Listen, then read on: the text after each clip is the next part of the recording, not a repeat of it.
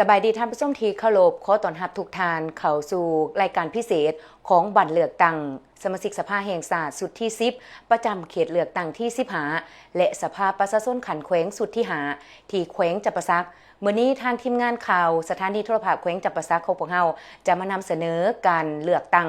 อยู่ที่แขวงจับปะซักให้บรรดาท่านได้รับชมกันจุดที่2อยู่ที่บ้านสนามไซนครปักเซซึ่งว่าแสงเสด็จจะมารายงานให้บรรดาท่านได้รับชมกันในการเลือกตั้งในครั้งนี้สบายดีท่านผู้ชมมื้อนี้วันที่22กุมภาพันธ์2026เป็นอีกมื้อหนึ่งที่มีความหมายสำคัญซึ่งเป็นวันเลือกตั้งสมาชิกสภาแห่งชาติสุดที่10และสภาประชาชนแขวงสุดที่5ซึ่งที่ข่าวโทรภาพแขวงจับปะซักของพวกเฮาก็ได้เกาะติดบรรยากาศของการปอนบัตรเลือกตั้งอยู่จุดที่47ก็คือตะแสงสนามไส้นครปักเซซึ่งในจุดนี้มีผู้ที่มีสิทธิ์ปอนบัตรเลือกตั้งจำนวน 2,357 คนส่วนบรรยากาศและความคืบหน้าของการปอนบัตรเลือกตั้งทีมข่าวโทรภาพแขวงจับปะซักของพวกเฮาจะพาท่านผู้ชมไปสัมภาษณ์ความคืบหน้ากับทานนายบ้านพัฒนาสนามไส้สบายดีประธานและสหายทั้งหมดเนาะพ่อแม่ประชาชนถือว่าข้าพเจ้าซื้อทิพย์อาพรสายลาดเลขาคณะกรรมการบ้านใหญ่สนามไส้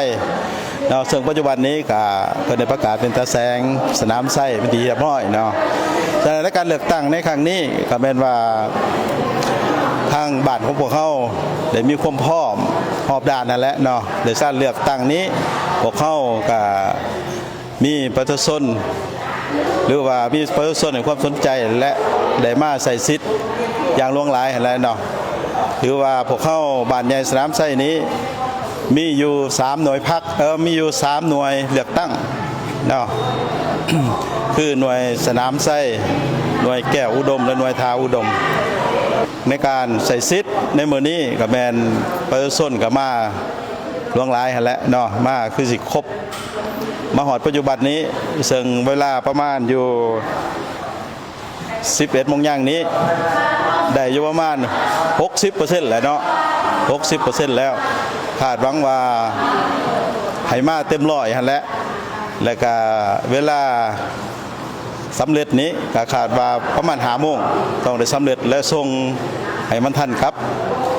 เวลาและนะและรับประกันให้มันได้ 400% ตามขาดไม้ทั้งเทิงที่ว่างไว้เนาะจะขอแสดงความขอบใจเดี๋ยวไปเฮือดเหมือนว่ามาเบิ่งยังบ่ไปใครเห็นไล่ซื้ออยู่ในเฟซอยู่เขาจะเอาลงนั่นแหละขึ้นได้ใจแล้วว่าขึ้นได้ใจมากแต่บานแล้วบ่เลือกเบิ่งข่าวๆแล้วเพราะว่าเห็นเขาเอาไล่ซื้อลงในเฟซเขาโซ่แต่ละหูแต่ละไล่ซื้อความรู้สึกของแม่เนาะถ้าว่าได้ผู้ที่ว่าเฮาเลือกตั้งไปอยู่สภาก็ยังให้เพิ่นไปใส่สิทธิ์ใส่เสียงแทนประชาชนยังให้มีความโปร่งใสซื่อสัตย์สุจริตนั่นแหละกับประชาชนเบิ่งแย่งประชาชนให้ความสุขทุกข์ของประชาชนให้มีความโปร่งใสขาวสะอาดบ่ยังให้บรรยากาศการปอนบัตรเลือกตั้งสมาชิกสภาแห่งชาติสุดที่10และสมาชิกสภาประชาชนแขวงสุดที่5อยู่เขตนครปักเซเป็นไปด้วยความคึกคืนและมีความเป็นระเบียบประชาชนผู้ที่มีสิทธิเลือกตั้งต่างก็ออกมาใส่สิทธิ์ของตนและด้วยความจิตใจรับผิดชอบอยู่จุดปอนบัตรที่47ตะแสงสนามไส้มีผู้ที่มีสิทธิ์ปอนบัตรทั้งหมด 2,357 คนตั้งแต่เช้าประชาชนได้ทยอยเข้ามาปอนบัตรอย่างคึกคืนทานทิพย์อาพรสายลาดนายบ้านพัฒนาสนามไส้ให้สัมภาษณ์ว่าการจัดตั้งเป็นไปตามแผนมีความเป็นระเบียบปลอดภัยและขาดว่าจะมีผู้ออกมาใส่สิทธิ์สูงตามระดับขาดหมายขณะเดียวกันจุดปอนบัตรที่35บ้านพัฒนาสวนสวรรค์มีผู้มีสิทธิ์เลือกตั้งจำนวน615คนทานคำท่องสีพรมมานายบ้านพัฒนาสวนสวรรค์ให้สัมภาษณ์ว่าประชาชนในบ้านให้ความร่วมมือเป็นอย่างดีเขามาปอนบัตรตั้งแต่เช้าและทุกขั้นตอนดำเนินไปสวัสดีเนาะมื้อนี้ผู้ค้าก็แนะนำต่างหน้าให้รวมกันจะตั้งของบ้านสวนสวรรค์เนาะทานคำท่องสีพรมมาเนาะเลขาผักบ้านสวนสวรรค์เขตเลือกตั้ง35เนาะก็ถือว่าบ้านสวนสวรรค์แม่นตั้งเขตเลือกตั้งแม่นตั้งอยู่วัดโศกไส้สุวรรณารามเนาะก็ถือว่าในสมาชิก ที่มีสิทธิ์เข้าเลือกตั้งทั้งหมด615สหายเนาะอยู่บ้านสวนสวรรค์นี้เนาะทั้งหมดก็ถือว่าเปิดตั้งแต่7:00 นเช้าจนฮอดบ่ายพุ่นแหละเนาะพ่อแม่ประชาชนเฮาให้มาใส่สิทธิ์ใส่เสียงเนาะอยู่วัดเฮานี้เนาะเพราะว่าจุดที่สำคัญมันกว้างขวางเนาะบ่เหมาะสมทางพระอาจารย์เพิ่นก็มอบให้บ่อนนี้เนาะก็ถือว่าทั้งอำนาจการปกครองของเฮาก็ได้มีความสามัคคีในองค์คณะหน่วยงานกวดนี่แหละเนาะ15ทานเนาะทางเลขาผักบ้านก็ได้เอาใจใส่ได้เบิ่งแย่งพ่อแม่ประชาชนที่เข้ามาร่วมเนาะถือว่าในการมาปอนบัตรของพ่อแม่ประชาชนเนาะในเขตเลือกตั้ง35นี้เนาะของบ้านสวนสวรรค์นี่พ่อแม่ประชาชนได้ว่าในคณะของ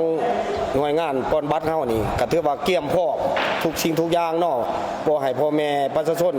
นี่ปัญหาทุกสิ่งทุกอย่างได้แนะนำเนาะพ่อแม่ประชาชนเขาไปขีดอยู่บนที่คณะกรรมการเนาะที่แต่งตั้งไว้หั่นเนาะก็ถือว่าเป็นคนเทียบห้อยเนี่ยเฉพาะเปอร์เซ็นต์นี่ก็ถือว่าประมาณ 70% แล้วช่วงนี้เนาะก็ถือว่ามาพ่อแม่ประชาชนมาแต่เช้าพุธเนาะฮอด 10:00 นนี่ก็ถือว่าได้ 70% แล้วเนาะยังอีก 30% ก็ถือว่าเฮาก็สิพรไปหั่นแหละเนาะคณะกรรมการเฮาเนาะส่วนจุดปอนบัตรที่ 4 บ้านพัฒนาพ้นไส้มีผู้มีสิทธิ์เลือกตั้ง774 คนท่านคำประเสริฐแสงสุวรรณานายบ้านได้ให้สัมภาษณ์ว่าการปอนบัตรเป็นไปอย่างสะดวกมีการจัดแถวและอำนวยความสะดวกให้ผู้เฒ่าผู้แก่อย่างเหมาะสมสบายดีข้าพเจ้า ซื้อนามสกุล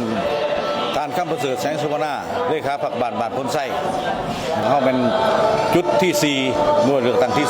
4และมีจำนวนคน18 ปีขึ้นไปนี่มีจำนวนคน774 คนเนาะยิ่ง410 คนบรรยากาศในการวัดเลือกตั้งคือว่าพูดพื้นดีเนาะวันเสาร์นี่ว่าส้นก็ให้การหัวมือมาปกติปัจจุบันนี่พวกเฮาปฏิบัติได้แล้วประมาณ 80% ส่วนอยู่จุดปอนบัตรที่หาบ้านพัฒนาพระบาทเป็นอีกจุดหนึ่งที่มีผู้ออกมาปอนบัตรจำนวนหลายท่านไส้สมพรแก้ววงกฎนายบ้านพระบาทให้สัมภาษณ์ว่าประชาชนมีความตื่นตัวและความสำคัญของการใส่สิทธิ์เฮ็ดให้บรรยากาศตลอดมื้อเป็นไปอย่างคึกคืนโดยร่วมการเลือกตั้งในเขตนครปากเซในครั้งนี้สะท้อนให้เห็นถึงสิทธิ์และหน้าที่ของประชาชนในการร่วมสร้างระบบการปกครองให้เข้มแข็งและพัฒนาประเทศชาติต่อไปข้าพเจ้าชื่อเฒ่าสมพรแก้ววงกฎเนาะเป็นเลขาพรรคบ้านพระบาทสำหรับจุดเลือกตั้งของเฮานี่เป็นจุดที่เท่าไหร่ล่ะมีจำนวนคนที่มีสิทธิ์ปอนบัตรเลือกตั้งจักคนเพราะว่าจุดของเฮาเป็นหน่วยที่5จำนวนคนปอนบัตรเป็น485คนมาฮอดปัจจุบันนี่แม่นเฮาปอนบัตรอายุ373คนไปตีเป็นเปอร์เซ็นต์เป็น 85% เลยคาดว่าจะให้มันแล้วก่อน 17:00 น85%เนี่ยเฮาสิตอนเที่ยงเฮาสิให้หัวหน้าหน่วยลงระดมประชาชนให้เข้ามาปอนบัตรให้สำเร็จก่อน 17:00 นถึง0เลยท่านผู้ชมนั่นก็แม่นบรรยากาศของการปอนบัตรเลือกตั้งสมาชิกสภาแห่งชาติสุดที่10และสภาประชาชนแขวงสุดที่5ที่ทีมข่าวโทรภาพแขวงจำปาสักได้นำมาให้ท่านผู้ชมได้รับชมกันในภาคเช้าซึ่งบรรยากาศโดยรวมก็เห็นได้ว่ามีผู้ที่มีสิทธิ์ปอนบัตรเลือกตั้งได้ออกมาใส่สิทธิ์ใส่เสียงของตนอย่างเป็นขบวนการและคือเกินและเห็นว่ามีความเป็นระเบียบเรียบร้อยโดยรวมแล้วแม่นคณะกรรมการสามารถสรุปสังรวมได้ประมาณ70ส่วนหอยของการจัดตั้งปฏิบัติและส่วนที่เหลืออีกภาคบ่ายก็จะได้มีการสืบต่อและทีมข่าวโทรภาพแขวงจำปาสักของพวกเฮาก็จะได้ก็ติดบรรยากาศดังกล่าวมารายงานให้ท่านผู้ชมได้รับชมกันบุญน้องแก้มมิ่งขวัญถ่ายภาพแสงเสด็จพรหมศักดิ์พร้อมด้วยทีมข่าวรายงาน